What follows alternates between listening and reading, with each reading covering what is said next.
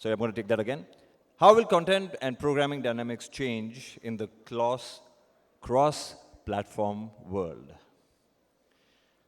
Whether you are a content creator, industry professional, an avid consumer like myself, I love consuming good content because that fuels my fire as a performer as well. You know, for those of you who have just joined in, I'm your host for today. My name is Karan V. Sharma. Great round of applause for FICCI Prames. So we have our moderator. I would like to call my moderator on stage first, Mr. Raghav Anand, partner Ernst & Young. Ladies and gentlemen, Mr. Raghav Anand.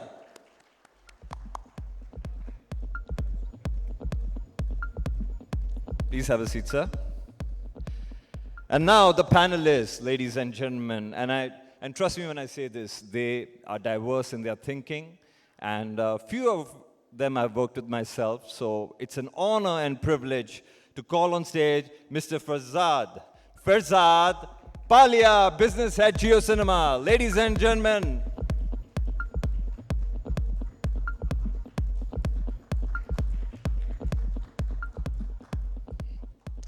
Next up, we have Mr. Saugata Mukherjee, head of content, Sony Live, Sony Pictures Network India. इनके साथ तो मैंने एक show भी किया था, sir को याद हो के नहीं हो?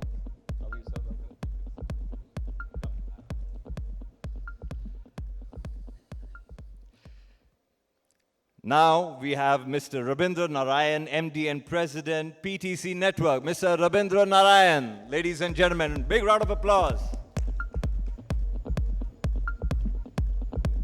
Thank you, sir. Now, second to last, Mr. Vishnu Mohta, co-founder, Hoichoi TV.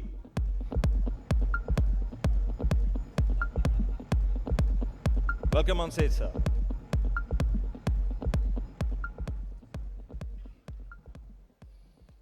I love the camaraderie that's happening. You know, everyone's waiting for each other to take a seat, but we have one more gentleman who needs, let's say, no introduction, but we will still introduce him for our other panelists and our consumers. Mr. Darshan, MCO, Pressman, Advertising. Mr. Darshan, ladies and gentlemen. Come. Please be seated.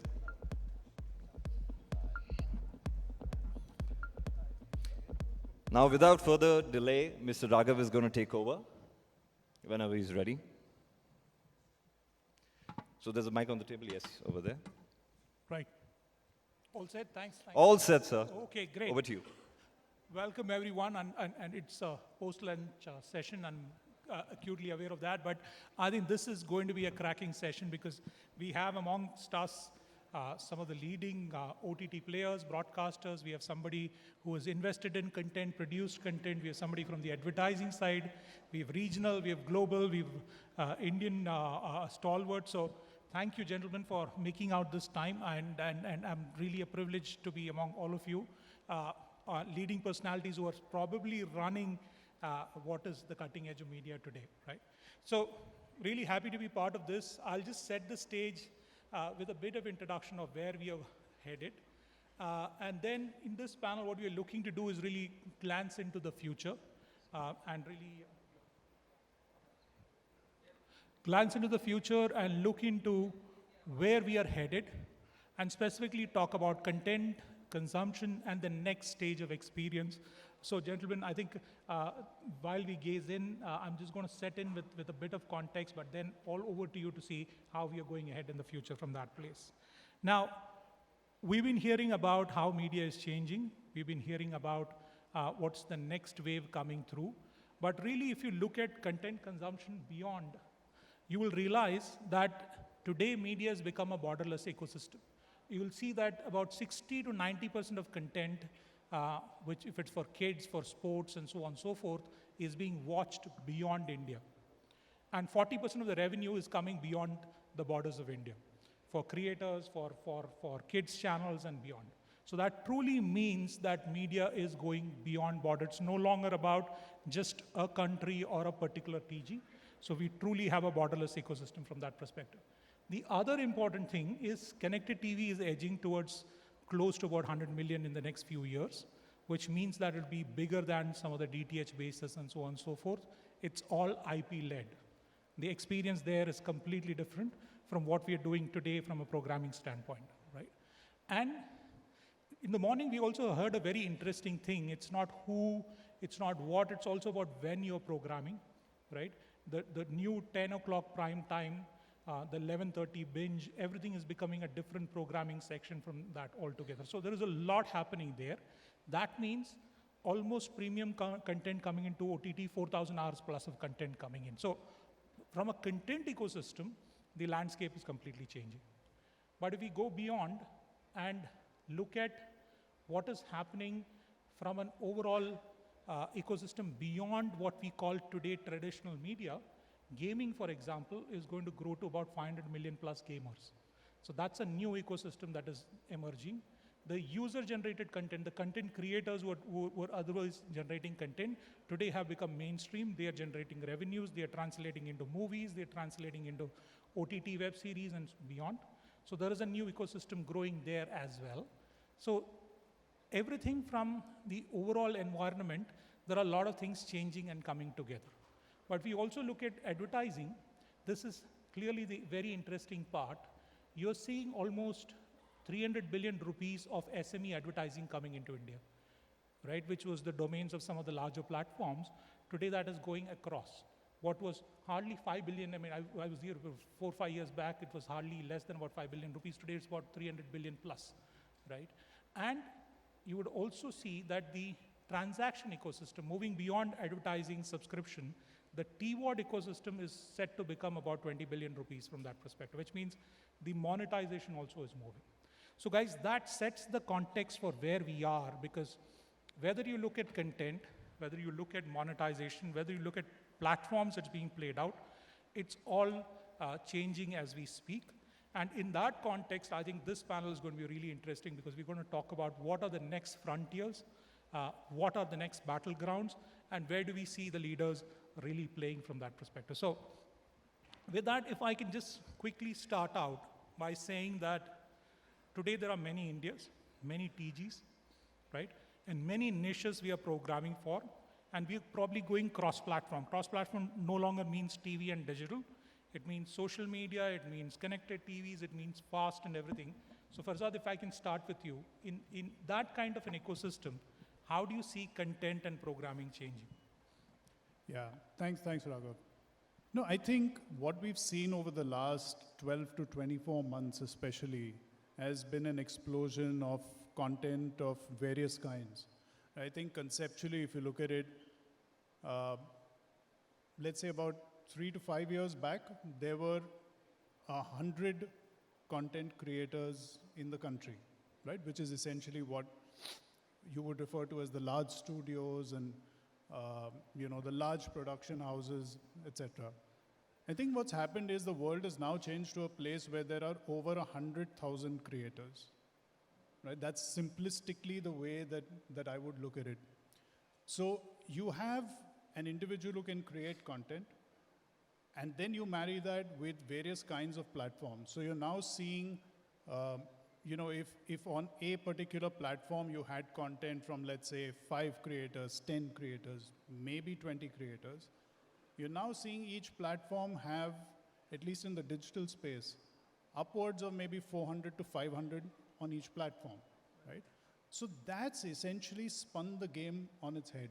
I think the other thing that's really happened is that we've now gone into, a scenario where the cost of content, there was just a few years back, not very long ago, when a lot of conversation, even in this room, was about how many million subs do we get to and so on and so forth, and, cost, grow at any cost.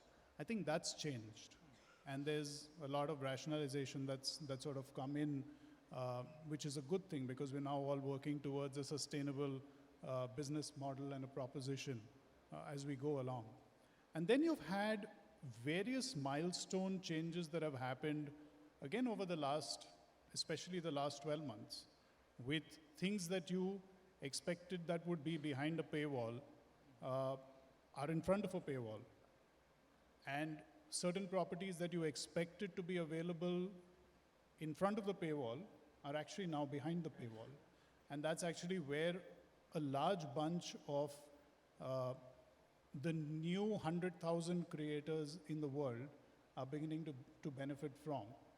And of course, then you add that languages is growing, and you know, you have someone like Vishnu who's grown a business, you know, on the back of that. And it's a very, very interesting place. But I can assure you of one thing, what the world looks like today in the entertainment space is definitely not what it would look like in the next 24 months. So if we think we've seen a lot of change, I think it's honestly just the tip of the iceberg. Very interesting because you say that, because we keep talking about in media about how it's going to transform and so on and so forth. We're not new to transformation, but for somebody like you to say within the next 24 months, the entire scenario is going to look different. And very few, some of the interesting points you made, 100 going to 100,000 guys on the input side, on the ingest side, that is changing the dynamics completely. And what's behind a paywall, what's beyond a paywall, and I think we have seen a few 100 million guys coming on sports, so that's also a revelation from that perspective. Very interesting. But you then sort of span across AVOD and different platforms. But Saugata, from your point of view, right, when you're looking at it from broadcast, SVOD, and also a platform running there, the experience there is also changing, right? The kind of content, the kind of premium content coming in, the kind of niches you're programming for. How do you see that landscape changing? Look, I think Ferzad hinted at that, I think, a couple of years back when we were in the same ballroom discussing the SVOD market and the growth of premium television. It was a different world altogether. Cut to 24 months later, we think now that content ecosystem, the lines have become very blurred. The conversations that we were having a few years back were about the expense of content, how expensive content is going to bring in the next few million subscribers on the platform. And it was subscriber at any cost, right?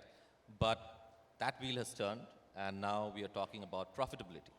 And when we talk about profitability, there is a certain kind of maturity which has come in, a certain kind of rationalization which is coming in terms of making content.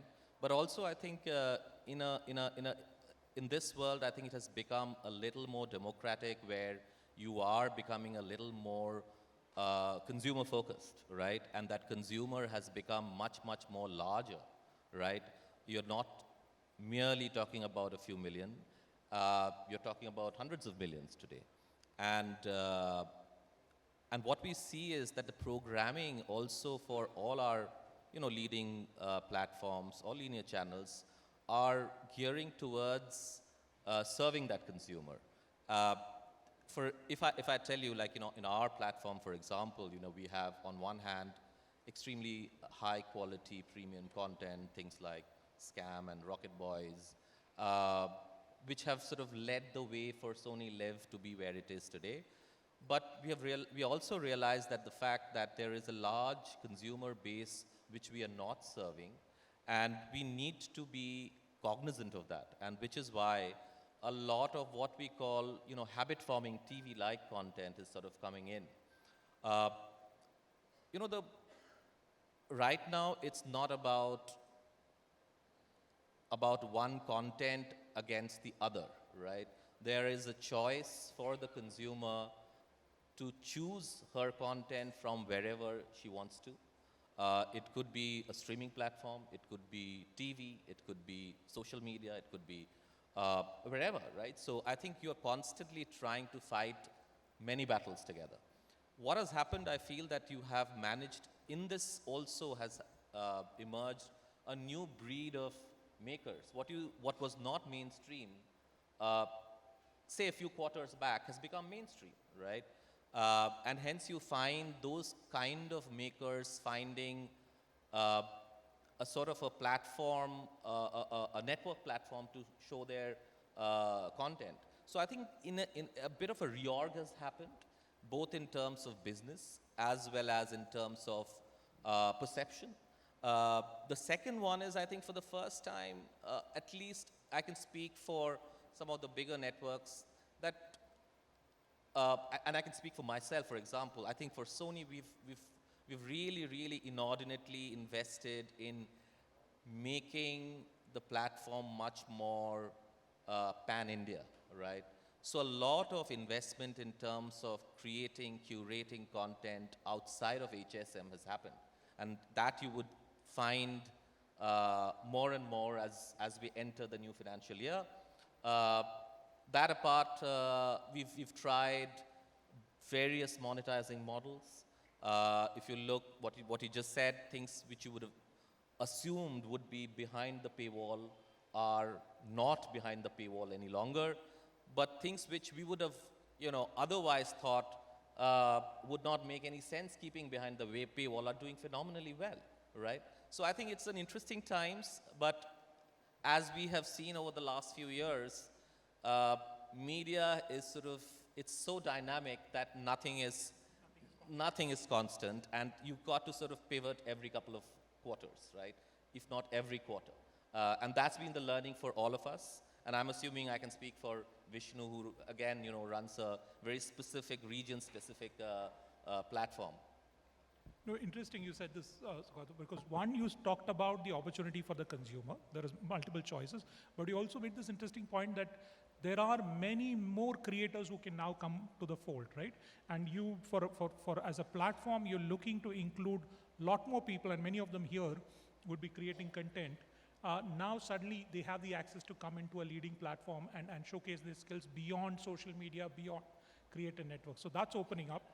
The other interesting thing you said is about growing pan-India and going to regional, right? That's a great segue to sort of also bring in Rabindra. You look at it from, now look at this. We are talking about a borderless media, right?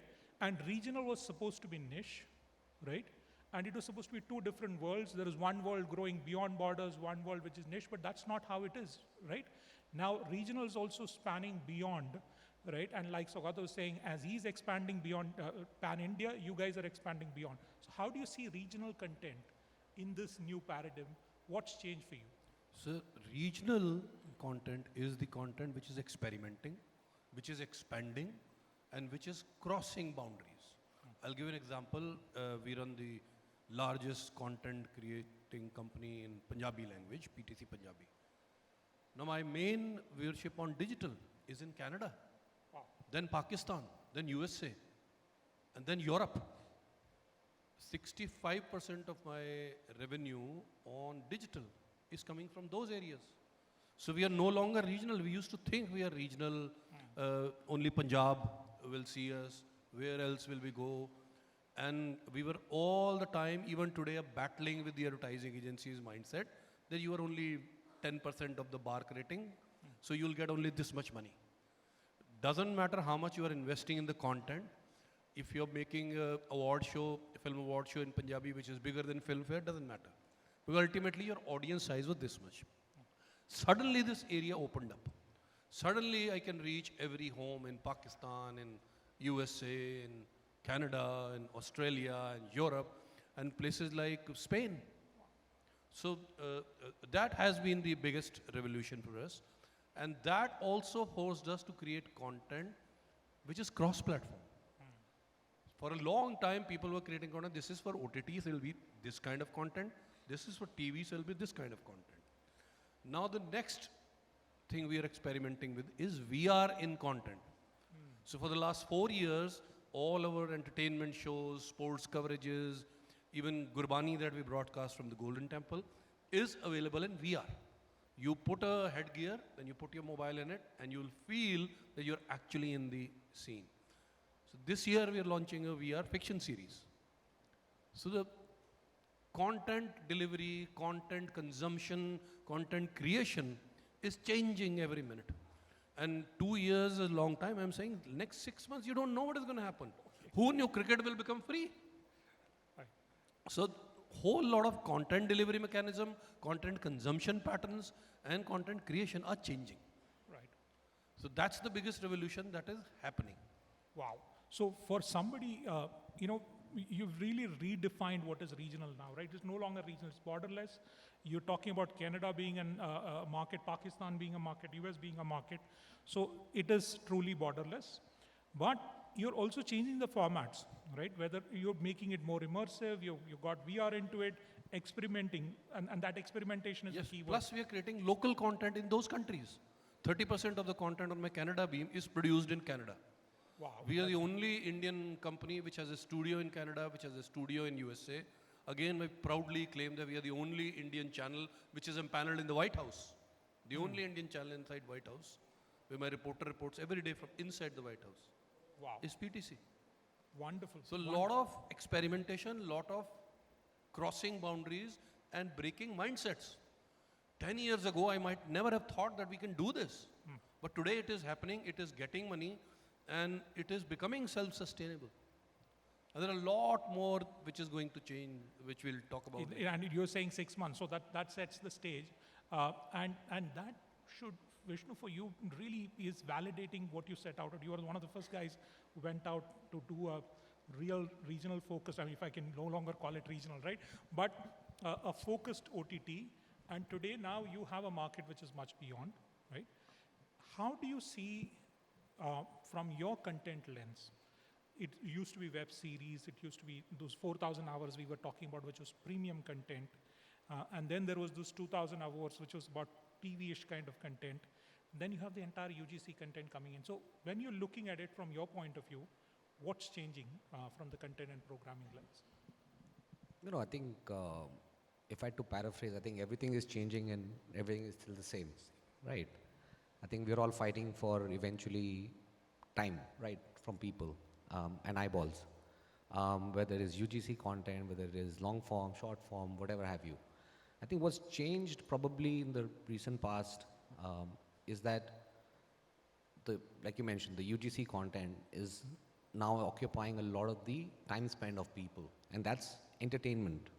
A WhatsApp forward is entertainment for people. So the definition of entertainment is very different, and it's democratized, like you mentioned, right? Because anybody could start a video channel, it could do really well. So I think the thought process that we constantly think about is, you know, will the next creator come from someone who's creating UGC content? While they may have mastered the art of creating short form content, what is to say they cannot create something that's more episodic in nature, more long form in nature? Because definitely they have some insights on what people want to watch. They might have it at a 20-second level. What's to say they don't know, they may not be able to create a story that's a 2-hour narrative? Because ultimately, I think, and I say this for everyone here, I think what we are fighting for is to try to constantly understand what people want to watch, right? And what people behaviorally, habitually, how are patterns changing? And I think there is some insight there of something that, you know, long form content creators in a way were never thinking about, which is, okay, 20 minutes, 20 seconds is snackable, and it's something that people really want to spend hours doing, cumulatively. They might be spending 2 hours watching 20 seconds of, you know, thousands of videos, and that's fine. Yeah, and how does that, that sort of seamlessly seems to move, right? So from your perspective, what you're saying is, even a UGC guy who must be creating shorts could later, it's just probably the constraint of the platform they are working in at this point, not their creative constraint, right? And hence, as you guys give that opportunity, they could go beyond from that perspective.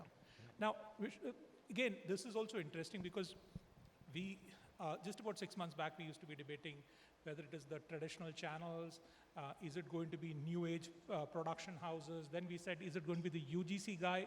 And Darshan, now we are saying, is it going to be a human, right? AI creating content and AI sort of redefining the entire ecosystem. How do you see that changing the entire thing? Well, actually, the content creators, we've actually been on the back seat. I think it was the advertisers who've always been ahead, innovating, creating stuff. I mean, if you ask the audience, how many of you actually have discussed something at home and then very next day you saw, or very next minute you saw contextual ads in your social media feed? Pretty much everyone, right? So they've always been using that. But the content creators somehow never tried that. I think the future is personalization, where everything's going to be hyper-focused, hyper-personalized. All of us may sit and watch a series, but we'll all have different endings, right? Because I may be saying, oh, good, that guy died. And in my show, that guy actually died. But Mr. Narayan may say, I hope he doesn't die. And in his show, he survives, right? That's going to come. And it'll come faster than we believe it will come. And we ourselves are experimenting with AI generative contextual content, right? We are exploring how we can show ads on our screens that is real time, that is relating to what's actually happening outside there. So technology has made it easy, and it's made it far more economical now to experiment. And I think now the content creators will actually catch up with the advertisers in terms of experimentation. And yes, the future is AI driven, and it's going to be interesting where we're headed. Wonderful. I'll just Personalization. add a point here. Please. Not just AI, the generative AI is going to be the next big explosion now. You make a serial or a movie in Hindi, you will dub it through AI in German, Russian, Chinese, Tamil, Telugu, with lip sync, with the same actor's voice. It's a reality today. It started. In 6 months, you will see this happening.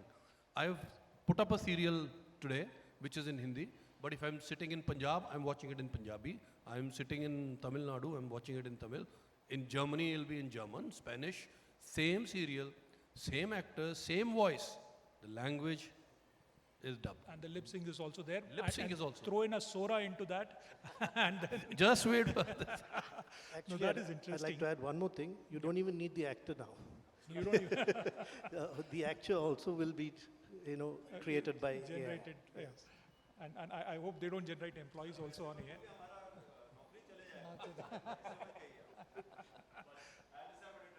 Yes. No, I think in that note, you talked about personalization, right?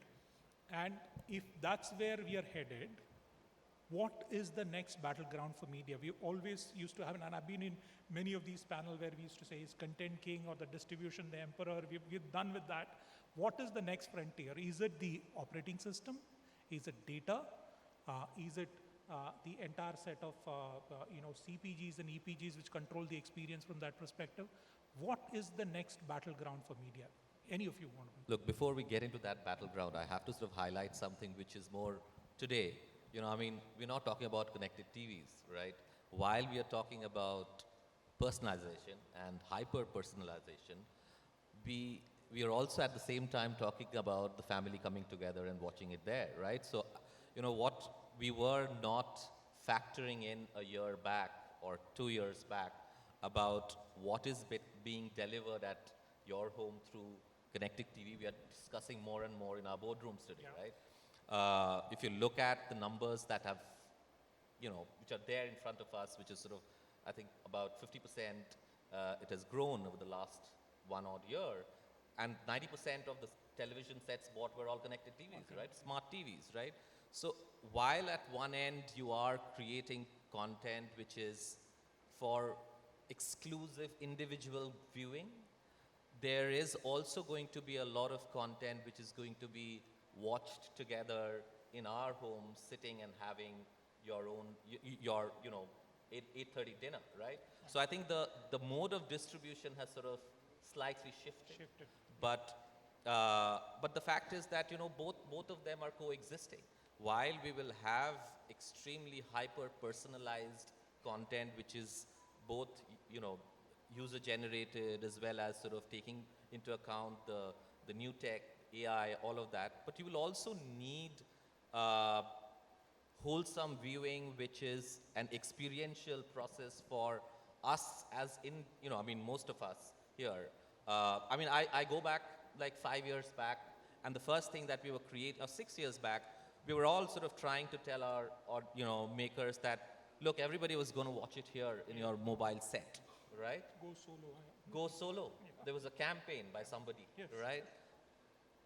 But equally important is that let's sit and watch it together, right? So I think, there are different worlds together, all of them overlapping, which is why it is becoming more and more exciting. Someone said exciting is a very difficult word today.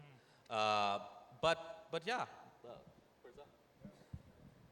Yeah, no, I couldn't agree more on the CTV point, and I think we see it every day. Just 3 years back, you had 20% of smart TVs that were connected TVs.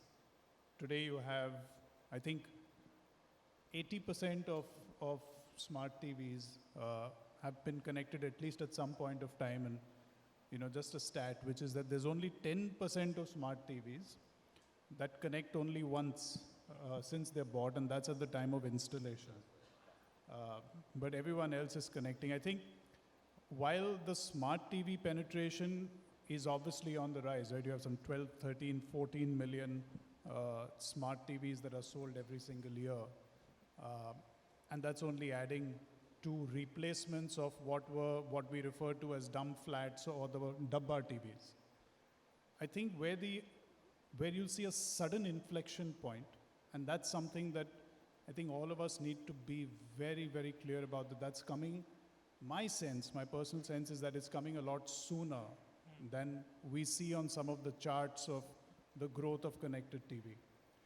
Because in one fine swoop, when you have fixed wireless access that explodes across the country, what you see in any case today is, I think, about 38 to 39 million broadband connections. That number is actually more like 55 to 60 million today, because there's a lot happening at the last mile which doesn't make it into the reports, right? And then there's hotspot and tethering, but that's not frequent consumption, that's one-off consumption. I think over the next, and I'm saying this cautiously, yet optimistically, which is that in the next 18 to 24 months, the CTV household number could potentially be as high as about 120, 130 million. Because in one swoop, that broadband, which today is generally required for that kind of consumption at higher quality and bandwidth, which is at about, say, 55 million today, you'll suddenly see an inflection point through things like air fiber, Jio air fiber, and services such as that. But I think while that happens, I think what we can't ignore is that there's a reason we used to consume TV as easily and frequently as we did, right? Which is the experience, the consumer experience. And I think what's also happening simultaneously is that every manufacturer, every OEM, is now focused on creating the best possible experience for the TV not to be used as just a linear device, but as a genuinely smart device. And as that plus the penetration of broadband comes together, with every household now having access to it at an affordable price, my sense is the future of one part of entertainment, a large part of entertainment, is on a living room device and pan-India. This cuts across languages, this cuts across age groups, from a child to a 70-year-old. It cuts across genres of content, it cuts across, today we watch, we watch what we refer to as TV channels, will now be watched probably via streaming. That's true. But it's the same content, right? This is the same content, yet it's different content and a different platform. So to me, that is the most immediate new wave frontier. that is going to hit us, right? Yeah. And while that is sort of below the surface at this point in time, you made some really thoughtful comments. Everything behind the TV is changing. That's what you're saying. It's now an IP wire connecting. It might not be wireline also, it might be air fiber, right? Wireless. So, which means that we're suddenly going to have a 100 million plus ecosystem of people connected, starting with SCCA audience, people who are paying money, filtering down. So that's a new ecosystem which needs a completely different experience from that perspective, right? Wonderful. And that, I think, is going to be one of the first waves that will hit us, which is going to completely shake up the entire programming. That's the point you're making. That's interesting. And Rabindra, then you also made, when we were discussing before, an interesting point. That also shakes up the entire distribution ecosystem. Yes. Everything is played out of the cloud. You're creating fast channels. You're on, and like Ferzad said, every OEM manufacturer wants his own ecosystem of channels, right? How do you think that is going to play out on the distribution side? We've been representing to the Ministry of Information and Broadcasting to change the downlinking and uplinking policy from satellite. Now, satellite has several limitations. We don't have an Indian satellite, so a lot of foreign exchange goes out. You're dependent on these US, Russian, European satellites. Secondly, there is only one beam that goes across the footprint. Now, when the world is changing, the technology is changing, I can easily play out from the cloud. My Jalandhar beam will have Jalandhar ads in the same content, and ad breaks will be different. Same as in fast channels, same as in connected TV. Linear TV will also be able to do that. Secondly, quality of broadcast will improve. I will no longer be forced to broadcast in SD because the satellite bandwidth is so expensive. Once I'm going cloud, it will be HD, 4K. Now, we all have 4K TVs, but there is no 4K channels available. Then you will have 4K channels, you'll have HD channels, quality will improve. Advertising market will see tremendous growth across. When a local guy can advertise on a Star, Z, Sony also, the growth will be tremendous. And the technology exists as of today. The government just has to change the policy. It's not compulsory to go via satellite. You can also go by cloud. You can also go by P2P, fiber. And the same punishment that is applicable on violation of standards on satellite is applicable to these delivery mediums. And then you moderate that from there. So the advertising market, the content market, tremendous revolution will happen. It'll certainly boom. And it's interesting, Vishnu, because Ferzad said cross-platform, right? Rabindra is talking about how then we are going to distribute it across. So when you started Hoichoi, you said OTT platform. Are you, any longer looking at it that way, or are you looking at it as a cross-platform, across audience, and wherever I can distribute it, I'll go and occupy that particular? No, I think, things are moving vertically and horizontally at the same time, right? And the way I think about it is that on a content front, you've got various types of content. And on the platform side, you've got different platforms and different, ways to get to the audience, And I think it's a realization of a lot of the things that, in conferences like this, where we talked about convergence and spatial and interactive and a lot of those things. I didn't get started on IoT and a fridge having a screen, so I've not even got it. So, you've always talked about and heard about all these, content being interactive and spatial computing and spatial content and something that you are immersed in. I think a lot of that is just that it's possible today at a affordable cost for the customer, right? And the infrastructure for that has been laid out to make that happen. Connected TV as an example, the TV has existed for the longest time, right? It's just that, and internet has existed for the longest time. It's just that it was not convenient to marry the two at some point, which is what changed now with that being connected from out of the box or simpler for the customer. I think the same thing applies to even spatial. I'll give you an example. Like recently I had the opportunity to try out a Vision Pro, Apple Vision Pro. And VR again has existed for a while, and artificial reality also has existed for a while. What changed for me was just one mode which was called a cinema mode. So you're watching a content, you can obviously expand that and etc. While you can see the reality behind it. And there was a mode there called cinema mode. And as you switch on the cinema mode, essentially it feels as if you're in a movie theater. Okay, and they've got options about, do you want to pick the front row, do you want to pick the back row, do you want to be in the balcony? So you feel as if you're in a movie theater at that time, right? It doesn't help as a film producer, but still. But I think that's spatial computing, right? We've talked about this for the longest time, right?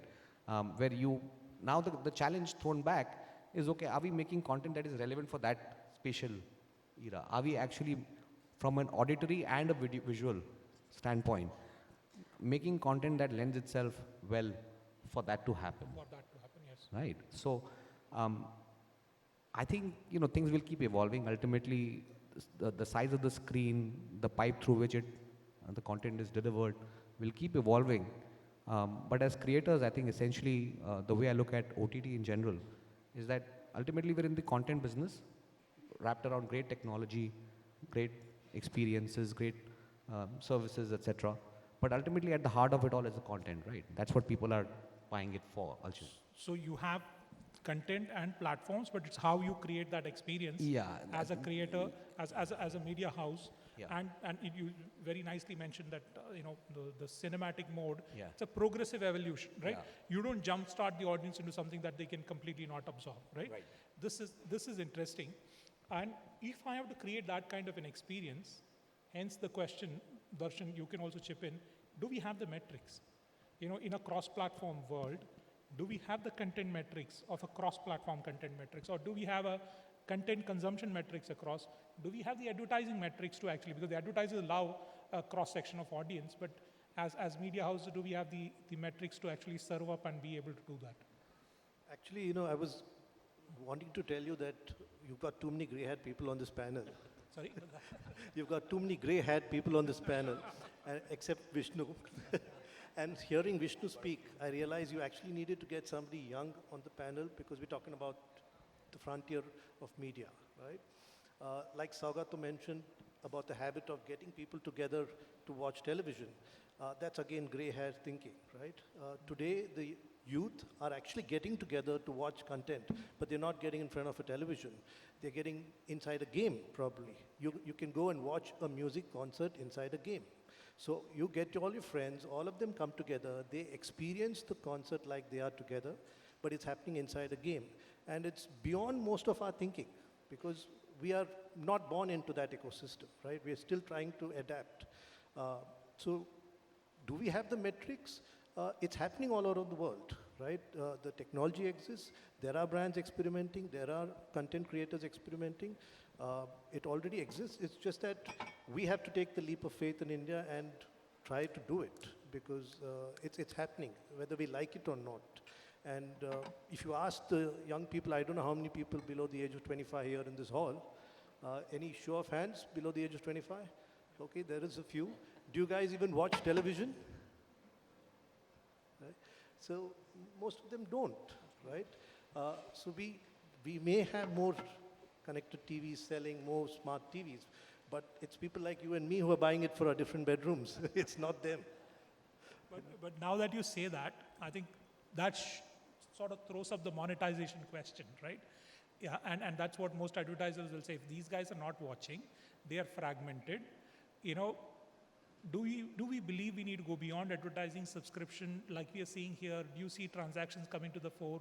Do you see content commerce coming to the fore? Do you see monetization changing on the new business models emerging? Look, I think there are several opportunities, and with each kind of content and each kind of platform, there's a different opportunity. But at the heart of it, I think we all know that AVOD is a large opportunity.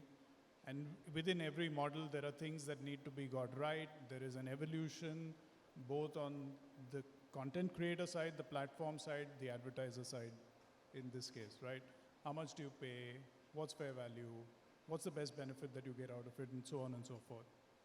The subscription business is a huge opportunity staring this country in the face. It's a different thing that, over the last few years, everyone's played the game a bit differently. But if you look at it, India actually already had or has about 120 million subscribers. And I'm not talking about OTT subscribers. I'm talking about people who pay for entertainment, which is they pay for television, right? So they're subscribers, not like they don't subscribe.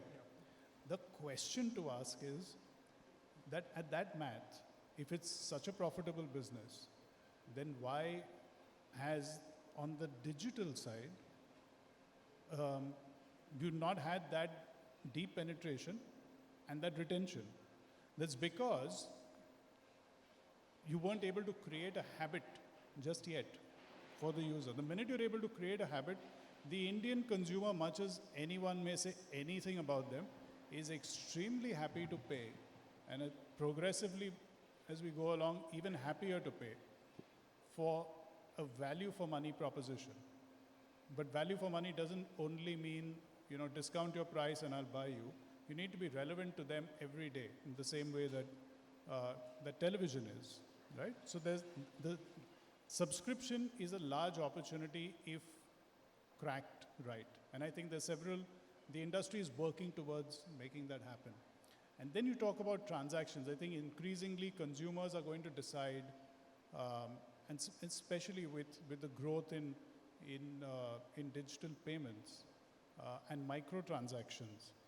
While these are all fancy words, the truth of the matter is that when you have 100,000 plus, which may become 1 million plus creators, then the consumer is going to want to decide what they want to watch, when they want to watch, how much they want to pay, because we cannot also force creators to make content the way that content has traditionally been made, which is make me something every week or make me something every day. You'll kill the creator, spirit in that sense, because there are some guys who just don't do that.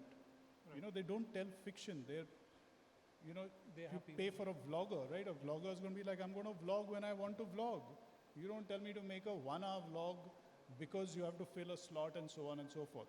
So as that sort of progresses, and as as Darshan was saying, when you talk about, let's say, having this immersive party in the house, whether it's coming from a connected screen, I'm still passionate about it, or you have it coming in from augmented or VR. The fact of the matter is that there will be a microtransaction, there will be a transaction. There will also be a transaction on content commerce or social commerce, right? So I think the country is very, very ripe, and if the offering is of the right, there is a product market fit for an offering, not just for a service, it will gain the kind of traction that we have not seen in the past. It will almost become like an impulse purchase and not a planned purchase. But for that, you're going to have to be at that counter, and therefore discoverability itself is the big challenge for the model to work. No, discovery is a major challenge, and I think the telcos realize that.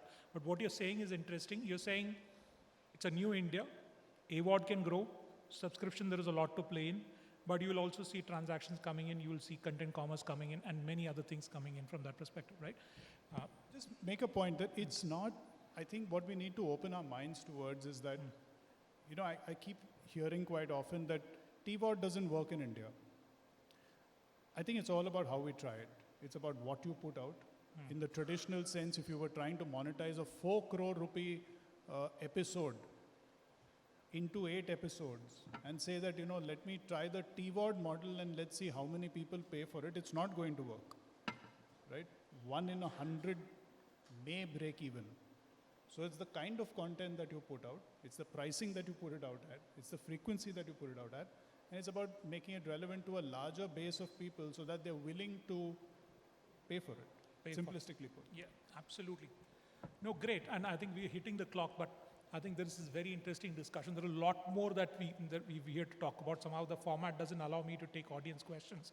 So guys, you can interact with the speakers post this session. But I think given so many things we have spoken about, I just want to wrap this up by asking one question. I mean, I'm sure some of you do, but if we had $1 billion to invest, some of you do have it, but what are the two things? What are the two top trends which you will put your money behind? Darshan, if we can just go around the panel, start with you on thoughts on what would you put your money with? These are all good talk. Obviously, right? ML and AI, because AI and ML. And ML. Okay. Because that's the future and that's where the money is. That's where your money is going. Okay, great. Rabindra. So for me, it'll be the user experience which is unified. Right now, different OTTs, different channels have different formats of curating and putting it out to the audience. Unlike cable DTH, where there is a unified format, this language, this genre channel, one place. This sort of content, one place.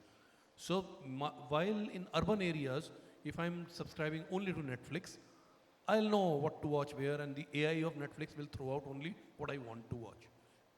But the future is of aggregators, where I will pay one subscription fee, I'll get all OTTs, all content curated.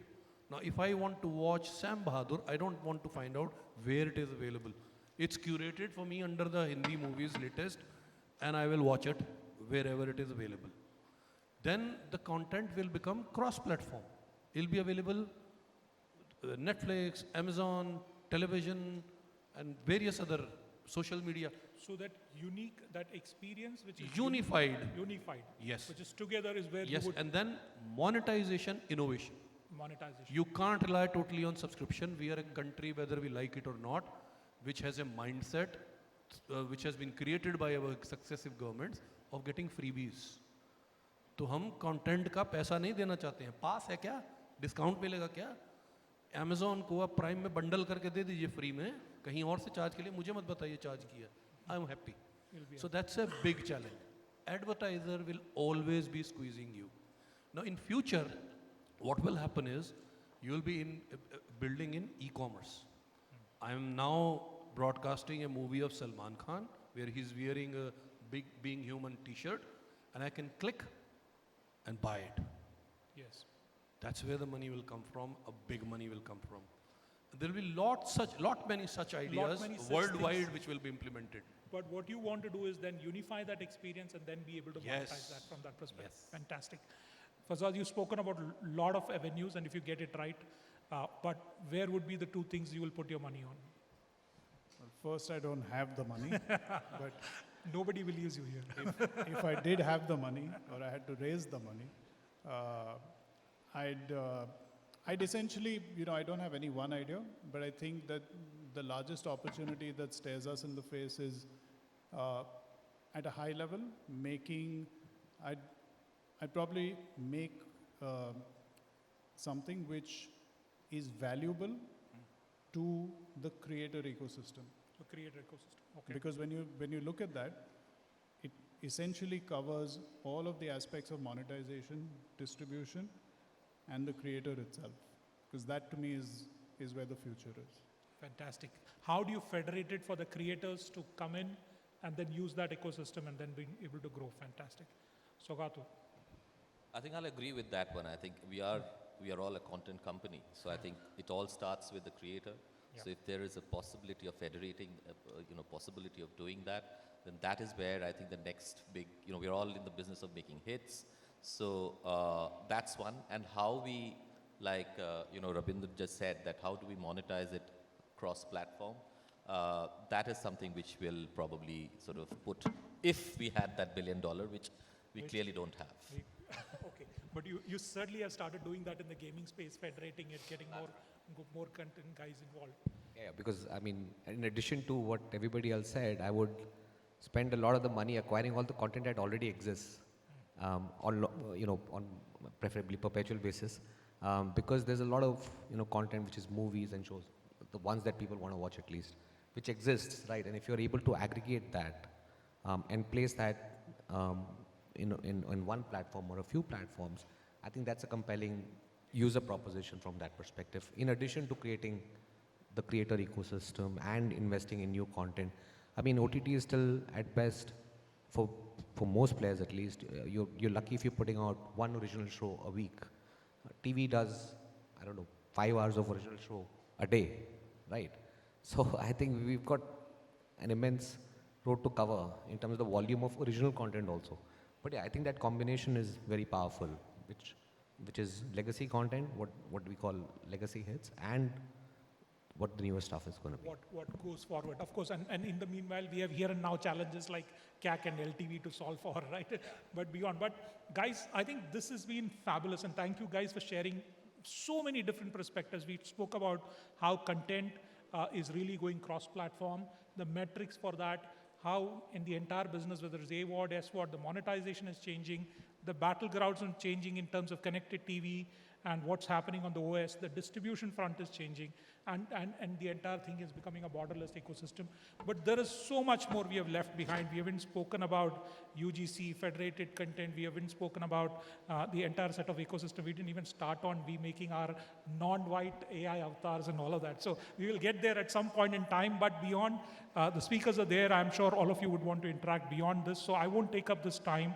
But thanks a lot, FICCI, for coming up with a topic which is about the next frontier of media. I'm sure this has been enlightening, whether you are a creator, whether a production house, whether a media guy. Thank you so much for participating. Thanks a lot, guys. Gentlemen, before you guys leave, please let's have a photo op. Can you please step ahead in the center of stage? Thank you so much. You were fantastic. Thank you. Sir, आपसे ही सीखा है मैंने. Ladies and gentlemen, these dignitaries definitely know what the future is all about, like always.